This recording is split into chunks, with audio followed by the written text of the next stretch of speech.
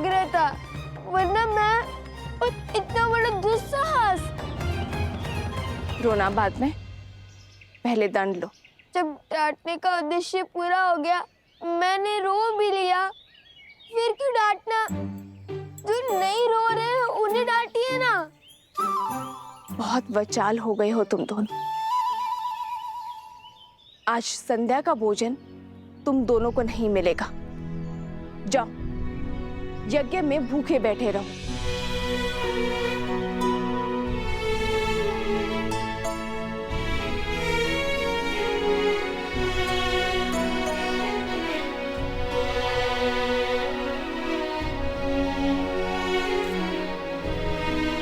One देवी, लवकुश आपके सामने यूं ही ब्रज पर चढ़ गए, आपको भय नहीं लगा?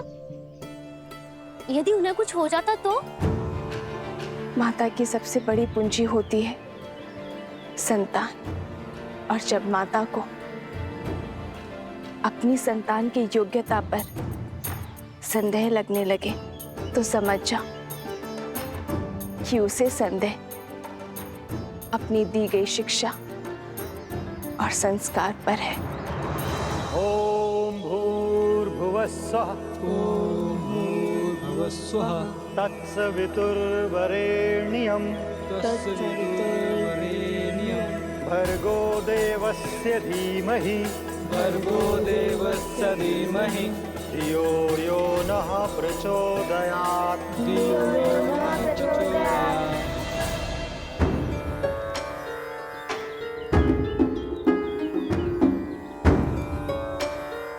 लव, कुश, तड़ासन में खड़े होकर वेद पाठ करो। यही दंड है तुम्हारा। जी गुरुदेव।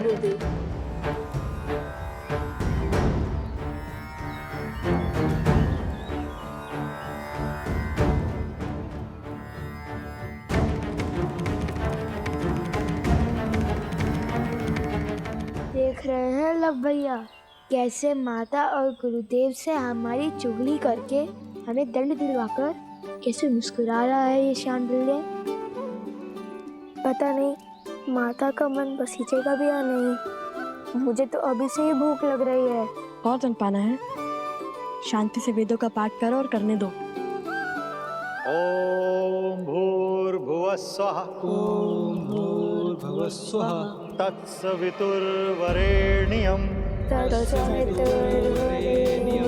भर्गो देवस्य धीमहि धियो यो नः प्रचोदयात्।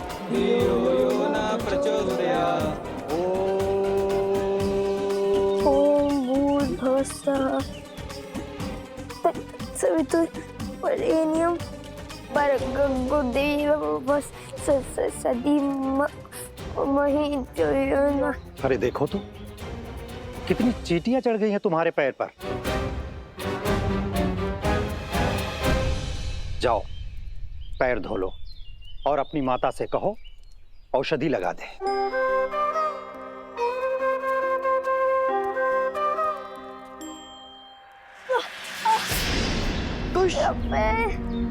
भैया सहायता करो।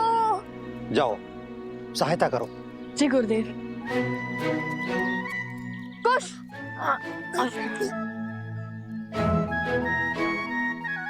बहुत पीड़ा हो रही है गुरुवर। क्या भैया मुझे कुटिया तक छोड़ सकते हैं? जाओ।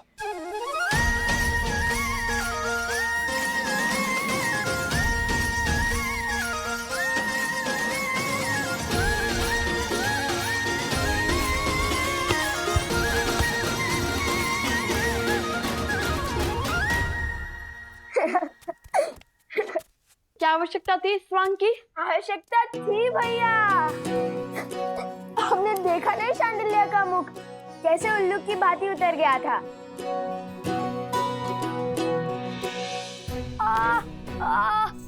पैर। अरे अब क्या हुआ? बहुत पीड़ा हो रही है। क्या हुआ?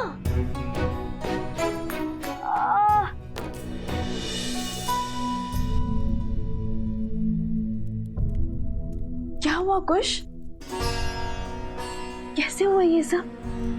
तारासन में खड़े खड़े वेदों का पाठ कर रहे थे, तभी चींटियों ने काट लिया इसे। कितनी पीड़ा हो रही होगी ना। मैं औषधि बनाती हूँ जिससे तुम्हारा कष्ट छूमंतर हो जाएगा।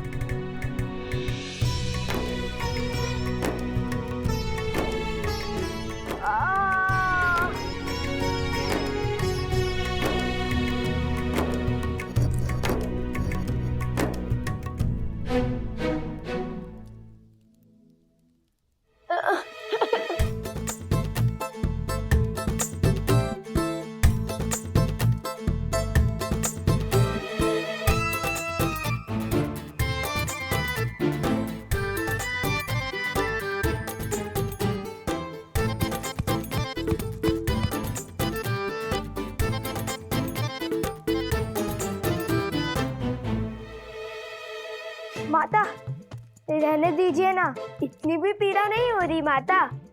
तनिक सी चींटियों के काटने से वीरों को कहाँ कुछ होता है। औषधि रहने दीजिए माता, और भोजन खिला दीजिए, बहुत भूख लगी है। दंड में दया नहीं होती, और जब ऋषि हरित ने अपने पुत्र शांडिल्य को नारियल लेने के लिए भेजा था तो तुम दोनों वृक्ष पर क्यों चढ़े? आज तुम दोनों को अन्न का एक दाना भी नहीं मिलेगा। मुझे लगा आप भूल गई होंगी। अब रोना शुरू मत करना।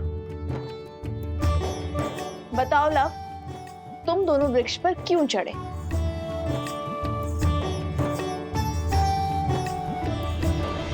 हम ये जो पूंछ लगाकर घूमते रहते हैं ना, उसके कारण आश्रम के सभी बालक हमारा उपहास उड़ाते हैं, वानर वानर कहते हैं। तो तुम दोनों पूंछ लगाते ही क्यों हो? क्योंकि हम श्री राम के सबसे बड़े भक्त हैं।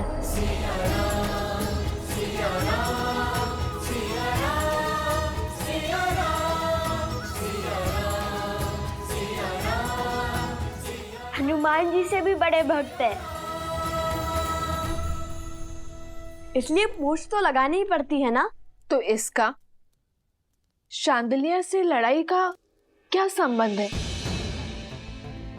और तुमने उसके कार्य में बाधा क्यों डाली? माता, भ्राता शांडिल्य बड़े ध्रुत हैं, सदा हमें छेड़ते रहते हैं। उन्होंने हमें चुनौती दी थी कि यदि हम श्री राम के सबसे बड़े भक्त हैं तो उन्हें उड़कर दिखाएं। और पता है सोमकरण ने क्या कहा? हनुमान जी के पिता तो स्वयं पवन देव हैं। तुम्हारे पिता कौन है बताओ?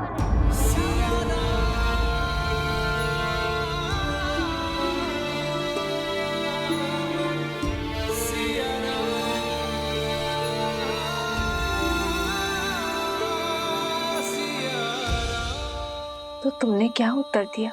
उत्तर तो भैया ने दिया है कि पिता ज्ञान देते हैं और माता संस्कार।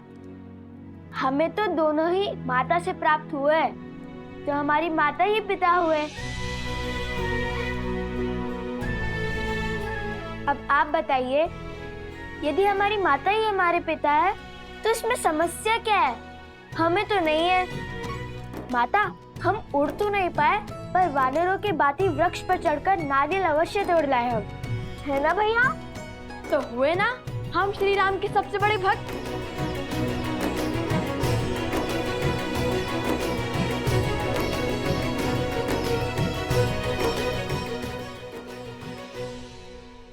नहीं, तुमने केवल वीर हनुमान की नकल की है। चलो बैठो। उनसे बड़ा भक्त बनने के लिए बहुत समय और बहुत तपस्या लगेगी।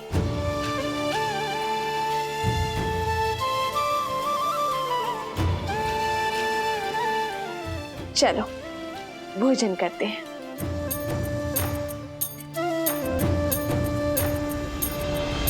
किंतु भोजन करेगा केवल लव।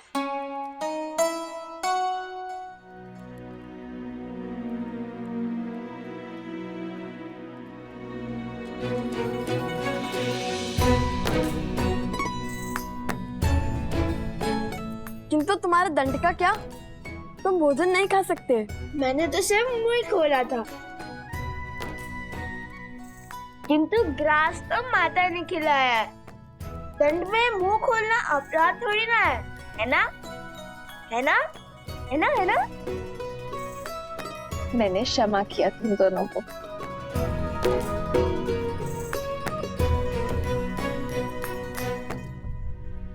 माता, जब हम राजा राम से मिलेंगे ना, तो उन्हें अवश्य बताएंगे कि हम हनुमान जी की भांति वृक्ष पर चढ़ सकते हैं, भांति भांति के कर्तव्य दिखा सकते हैं। फिर उन्हें विश्वास हो जाएगा कि हम उनके सबसे बड़े भक्त हैं।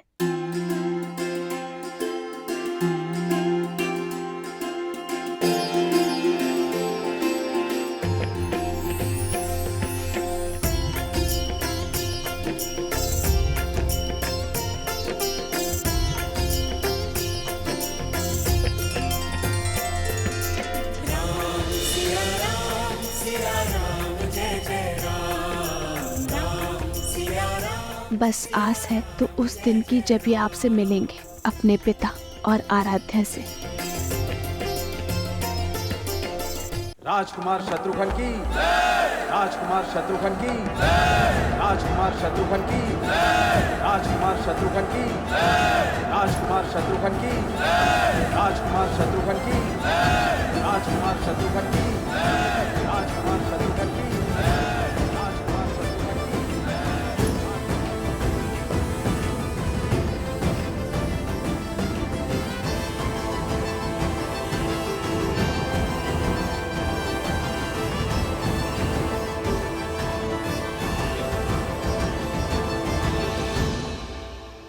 राजकुमार शत्रुघ्न नहीं, मधुपुरी का राजा शत्रुघ्न कहो।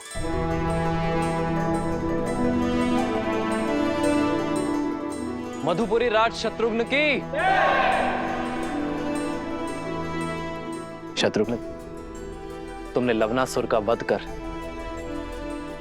असुरी सोच के प्रसार पर विराम लगाया है। वो सोच जो ऋषियों को अपमानित कर, निर्दोषों को दंडित कर, घरों और मंदिरों को अशुद्ध कर संतुष्टि पाते हैं। बीते 12 वर्षों में आप चारों भाइयों ने समस्त आर्य भूमि में प्रशंसा और सम्मान अर्जित किया है। अब समय आ गया है कि रघुवंश का सूर्य ध्वज पूरी सृष्टि में लहराए, जिसे देख हर असुर और आसुरी सोच भयभीत हो जाए। और इस स्वप्न को पूरा करने के लिए हमें रासु यज्ञ करवाना चाहिए भैया।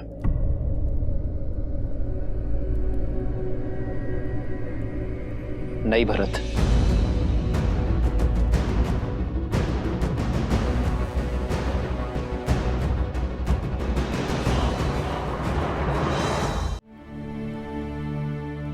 राजसूय यज्ञ अर्थात हर राज्य का राजा बन जाना, हर राज्य का राजा हमारे आगे नतमस्तक हो, बल से हमारी सत्ता स्वीकार करे, किंतु ये मुझे स्वीकार नहीं है भरत।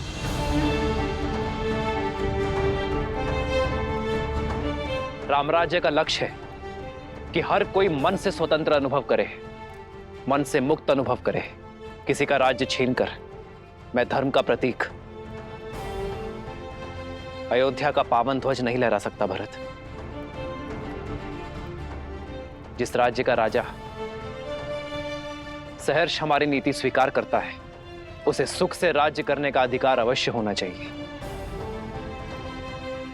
हमें केवल मित्रता और संधि की चाह है, और इसलिए मैं राजसूय यज्ञ के लिए सज्ज नहीं हूं। किंतु राजगुरु वशिष्ठ की बात उचित है।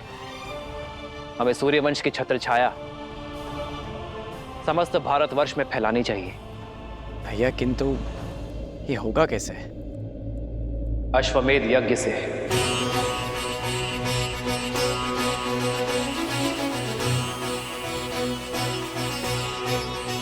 महाराज के कहने का तात्पर्य कि जो भी राज्य हमारे यज्ञ के अश्व का श्रद्धा पूर्वक स्वागत करेगा, उस राज्य में धर्म की अर्थात राम राज्य की स्थापना होगी।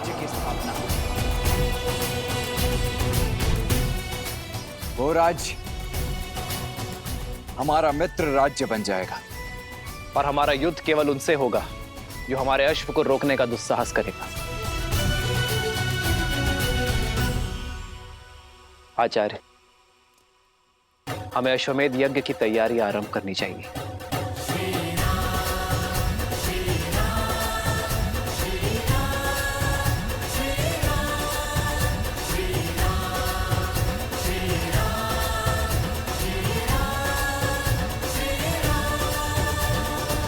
राज के कहने का तात्पर्य कि जो भी राज्य हमारे यज्ञ के अश्व का श्रद्धा पूर्वक स्वागत करेगा, उस राज्य में धर्म की अर्थात राम राज्य की स्थापना होगी। और हमारा युद्ध केवल उनसे होगा जो हमारे अश्व को रोकने का दुस्साहस करेगा। आचार्य, हमें अश्वमेध यज्ञ की तैयारी आरंभ करनी चाहिए।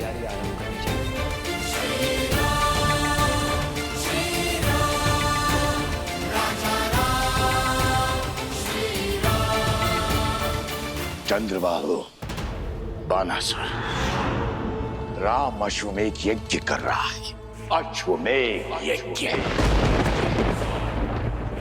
अपने राम राज्य का प्रचार कर रहा है, किंतु मैं ऐसा नहीं होने दूंगा। इसलिए चंद्रबाहु, मेरे पुत्र, ऐसी युक्ति लगाओ कि राम का ध्यान भटक जाए,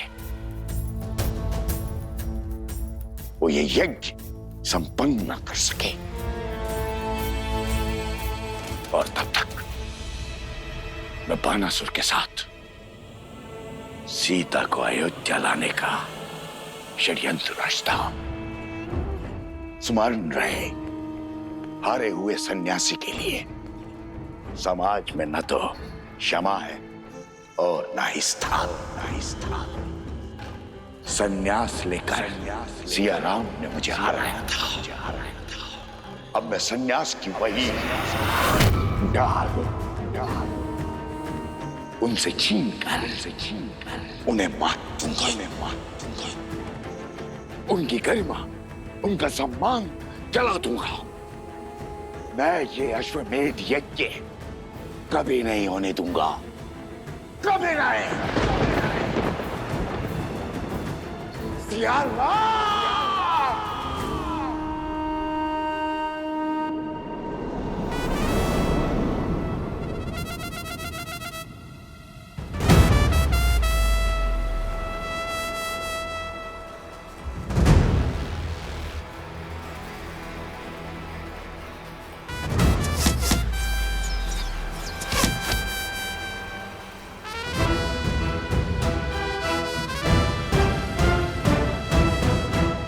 इसमें कौन सी बड़ी बात है लवकुश? ये तो साधारण विद्यार्थी भी कर पा रहे हैं। यदि सत्य में तुम धनुर्धारी हो, श्री राम जी के सबसे बड़े भक्त हो, तो मेरी चुनौती पूरी करो। फिर हम मानेंगे कि तुम उत्तम धनुर्धर और सच्चे राम भक्त हो। क्या है चुनौती? अभी बताता हूँ।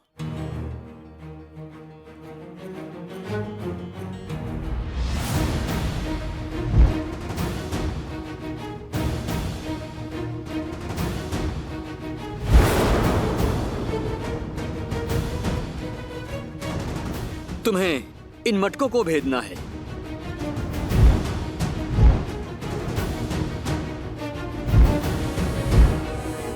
बोलो, भेद पाओगे इसे?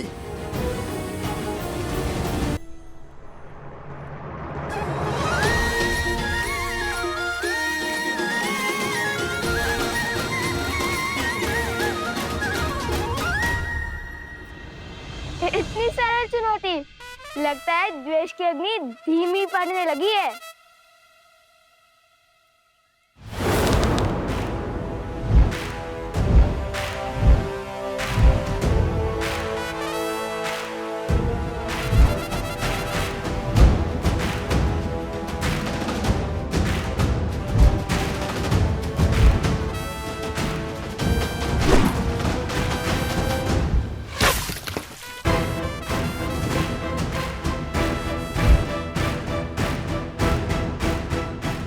बस इतना ही सामर्थ्य है। बंधु, तुम बहुत अधीर हो, पूरी बात नहीं सुनते। चुनौती एक प्रहार से 3 मटकों को फोड़ने की है। स्मरण है ना राम भक्त, किष्किंधा में कैसे रामचंद्र जी ने एक साथ 7 वृक्ष भेदे थे।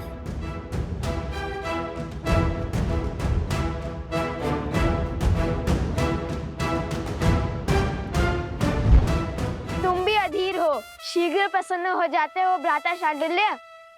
ये चुनौती हम पूर्ण तो करके ही रहेंगे।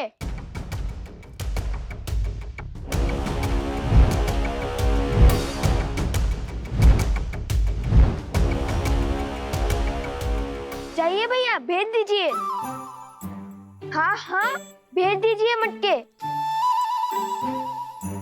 वैसे ही जैसे प्रभु राम ने वो सारे वृक्ष भेदे थे। मैं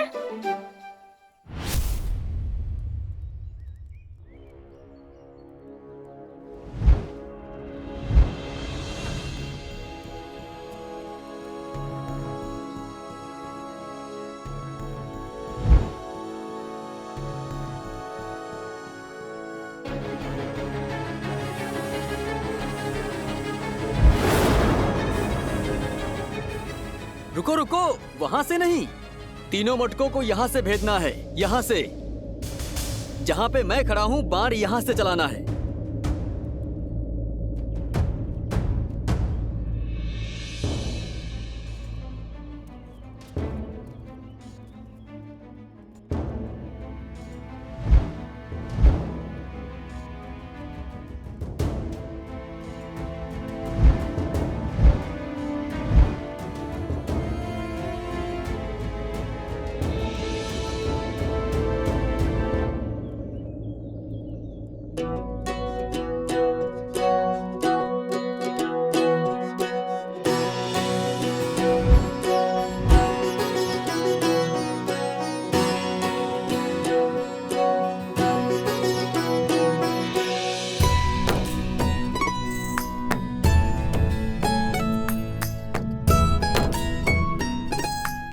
अब ये कहाँ चले? लगता है पराजय स्वीकार कर ली इसने।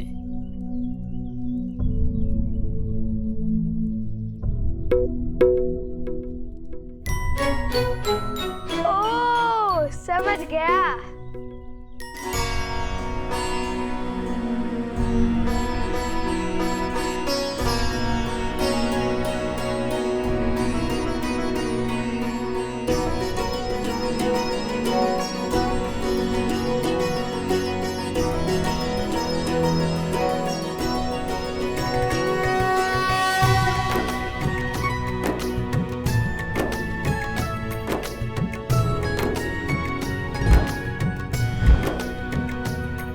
क्या देख रहे हैं भैया?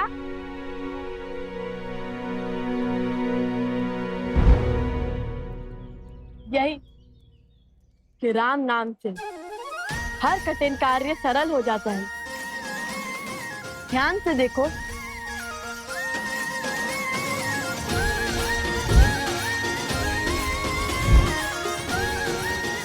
भैया, अब ये 3 मटकों को अवश्य एक साथ भेदेगा।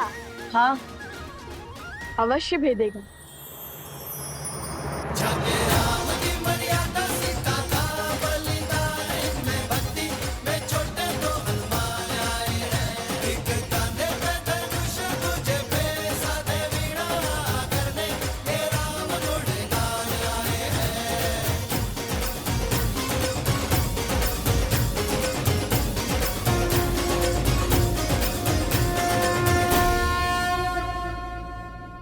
हमारे मित्रों को हमारी राम भक्ति पर संदेह है। जिस राम नाम से पत्थर भी जल पर तैर जाए, उसी राम नाम ने हमें दिशा दिखाई है।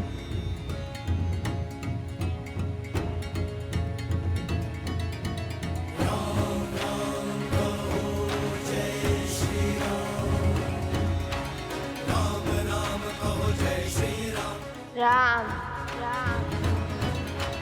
सर पे हो रघुवर का हाथ, तो हर दुविधा आसान होगी। तुम वीर पुरुष, तुम पराक्रमी, तुम मर्यादा के हो स्वामी, साथ तुम्हारा इस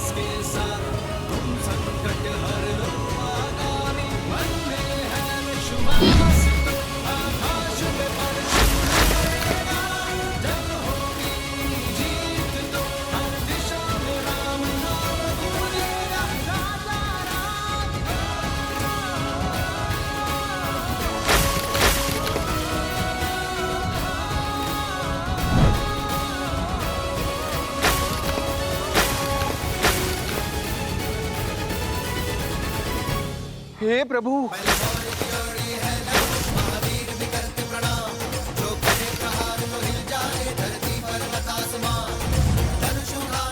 अरे कोई रोको, उस तीर को देखो।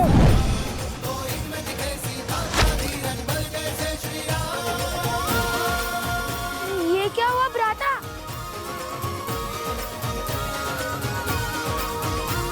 अरे मटके! कितना जल बह रहा है। कोई रोको इस तीर को, सारा पानी बह रहा है। चुनौती वृक्ष पर लटके 3 मटके फोड़ने की थी, तुमने तो आश्रम के सारे मटके फोड़ दिए। इस अपराध का तो घोर दंड मिलेगा तुम्हें। मैंने क्या, पूरे आश्रम ने देख लिया। सच्चे राम भक्तों का पराक्रम। अब लगता है वन देवी का पराक्रम तुम दोनों पर बरसेगा।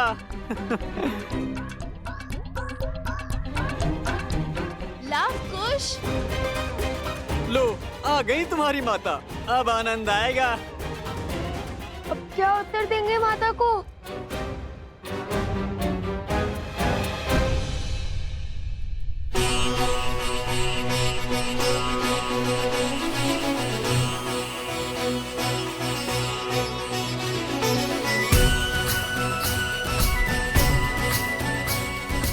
अश्वमेध यज्ञ के विधान के अनुसार ये वेदी 4 अंगुल और ऊंची होनी चाहिए।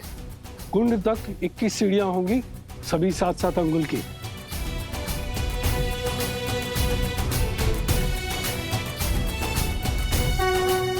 प्रणाम ऋषिवर। कल्याण मस्तु ऋषिवर। आप सबका कोटि कोटि धन्यवाद ऋषिवर। इस यज्ञ की सज्जा के लिए पधार कर आपने अयोध्या पर बहुत बड़ा उपकार किया है। यह यज्ञ कोसल राष्ट्र के लिए अत्यंत महत्वपूर्ण है। मुझे विश्वास है ऋषिवर कि आपके सामर्थ्यशील मार्गदर्शन में इस यज्ञ में कोई त्रुटि नहीं होगी, प्रत्येक कार्य विधिवत होगा। ये हमारा सौभाग्य है श्री राम। हर ओर राम राज्य का ध्वज लहराए। धर्म केवल कौशल में न रहकर सारे आर्यव्रत में विस्तार करे। इससे शुभ और कुछ नहीं हो सकता। और ये हमारी सेवा नहीं, पावन तपस्या है। इसमें भाग लेना ही स्वयं में एक तीर्थ है। मानचित्र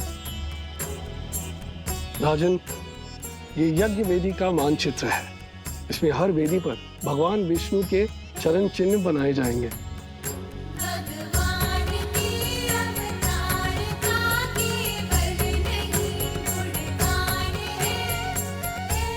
आइए।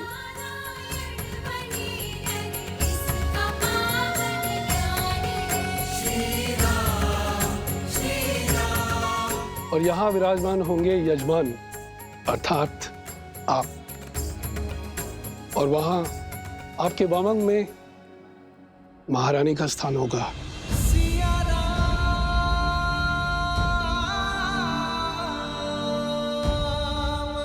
वेदों के अनुसार यज्ञ में यजमान के सपत्नी सम्मिलित होना अनिवार्य है।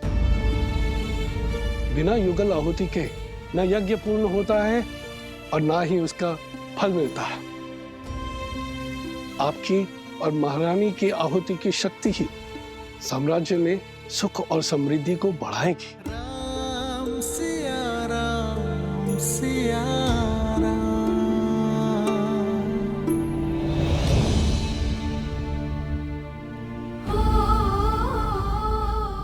देख रही हो वन देवी, उत्पात चरण पर है।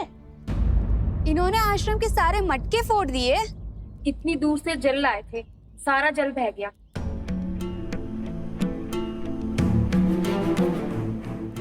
लवकुश, ये कैसी उद्दंडता है? क्यों किया तुम दोनों ने ऐसा? उत्तर दो। ये कैसा खेल था? जो भी हुआ उसका उत्तरदायित्व हमारा है, परंतु ये कोई खेल नहीं था, चुनौती थी। गुरु भ्राता शांडिल्य ने कहा था। वन देवी, मैंने केवल 3 घड़े कहे थे फोड़ने के लिए, सारे नहीं। आप चाहे तो इनसे पूछ लीजिए। हाँ वन देवी, बात 3 घड़ों पर ही लक्ष्य साधने की हुई थी। लवकुश, माता वो शक्ति अधिक लग गई। तुम्हारी इस अधिक शक्ति के कारण आश्रम में एक भी बूंद जल नहीं है। अब तुम दोनों का यही दंड है कि तुम दोनों पूरी रात्रि जागकर आश्रम के परिवार वालों के लिए नदी से जल भरकर लाओगे।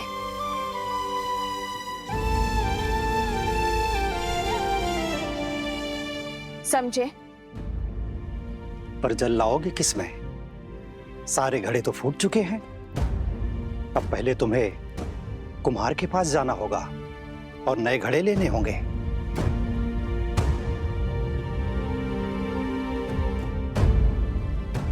जी माता।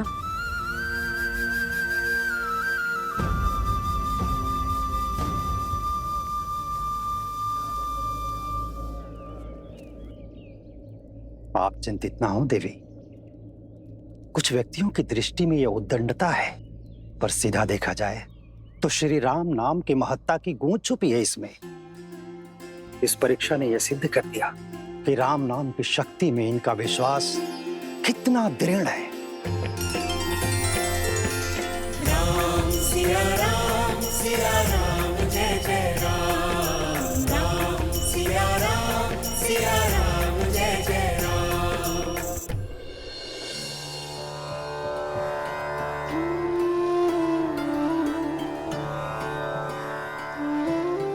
ये लो, ये भी ले जाओ।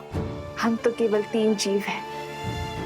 इतने अनाज की आवश्यकता नहीं है हमें, इसे सब में बांट दो।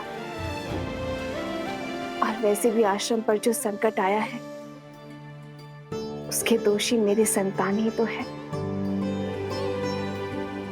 किंतु ये कुमुदनी, ये कोई उपहार या उपकार नहीं है, मेरी क्षमा याचना है।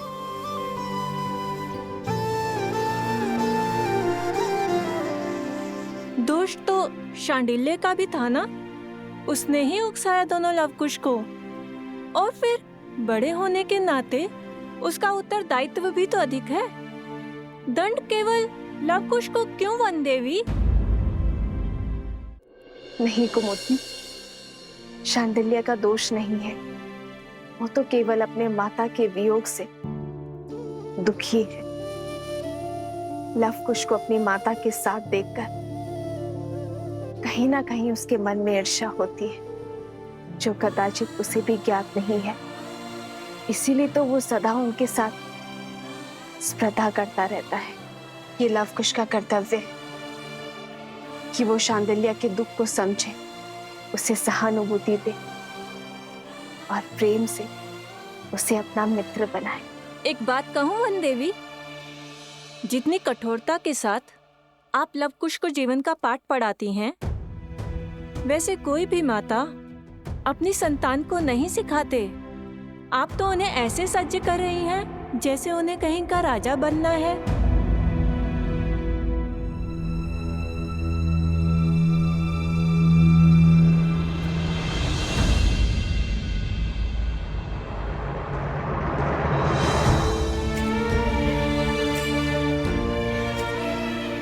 अब इसे मैं कैसे समझाऊं आर्य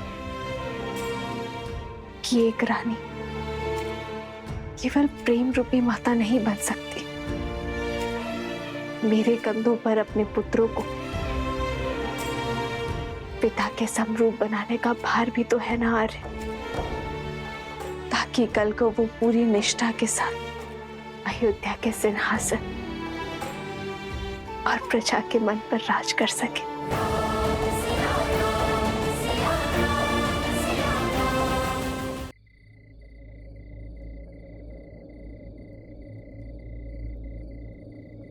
राम, आचार्य,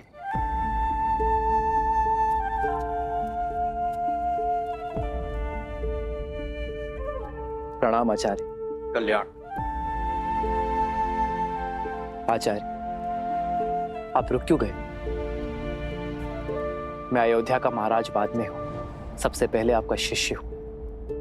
मेरे समीप आने के लिए आपको किसी शब्द या अनुमति की आवश्यकता नहीं है। पधारिए।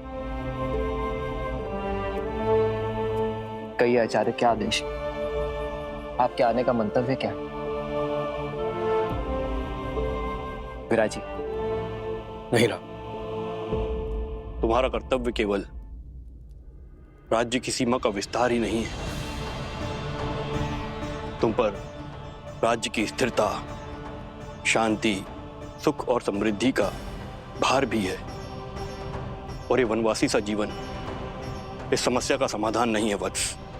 जानता हूं गुरुवर, इसलिए तो अश्वमेध यज्ञ करवा रहा हूं। यह जानते हुए भी कि बिना पत्नी के यज्ञ संपूर्ण नहीं हो सकता। राम, इस राज को एक सक्षम राजा ही नहीं, सर्वश्रेष्ठ पुत्राधिकारी भी चाहिए। ये भी तुम्हारा ही कर्तव्य है। और उसके लिए तुम्हारे साथ तुम्हारी अर्धांगिनी का होना अनिवार्य है।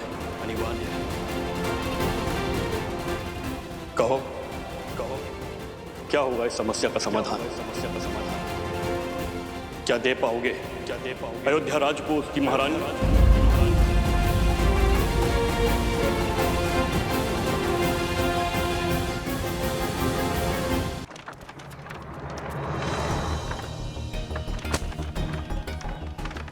कुम्हार जी, हमें इन सब के बदले में घड़े चाहिए। हाँ हाँ, शीघ्र दीजिए। आश्रम के सभी मटके फूट चुके हैं। वो तो ठीक है, परंतु ऐसा हुआ क्या? कोई भूचाल आया था कि आश्रम के सारे घड़े एक ही दिन में टूट गए? भूचाल ही समझिए। कुछ उद्दंडी बालकों ने उपद्रव मचा रखा है आश्रम में। नए घड़े तो मिल जाएंगे, पर उनके बदले इतना अनाज चला गया। अब खेतों में और अधिक परिश्रम करना पड़ेगा। हाँ बहन, इस वर्ष की फसल बहुत ही परिश्रम मांगेगी। बालकों की उद्दंडता पर अंकुश रहना चाहिए। कब समझेंगे कि जब कोई बिना विचार किए कार्य करता है तो परिणाम पूरी समाज को भुगतना पड़ता है।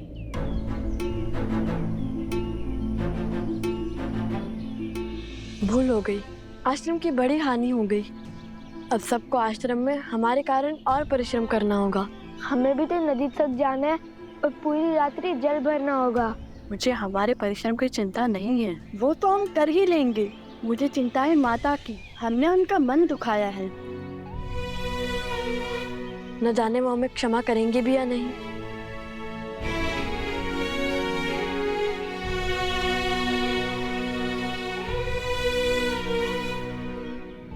नन्हे बालक आश्रम के बाहर कैसे जाएंगे? उद्दंडता की है तो दंड तो भुगतना ही पड़ेगा। आश्रम की सीमा को लांघकर घनघोर जंगल में जाना पड़ेगा।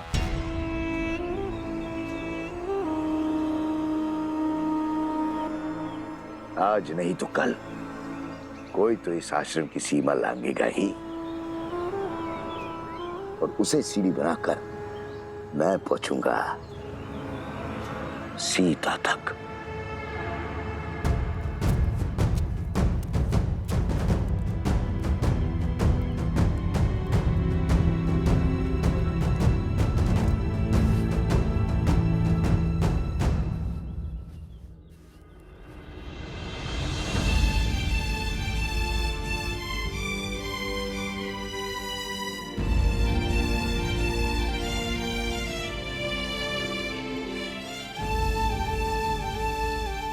अब ऐसी भूल नहीं होगी माता।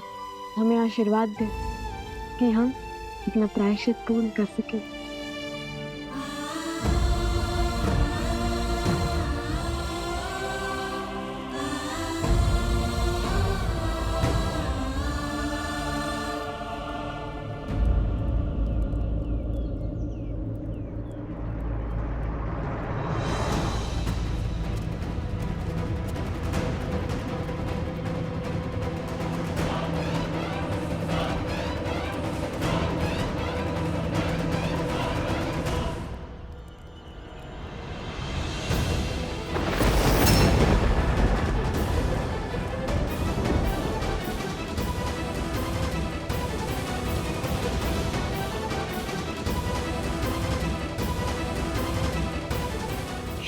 दिखता है।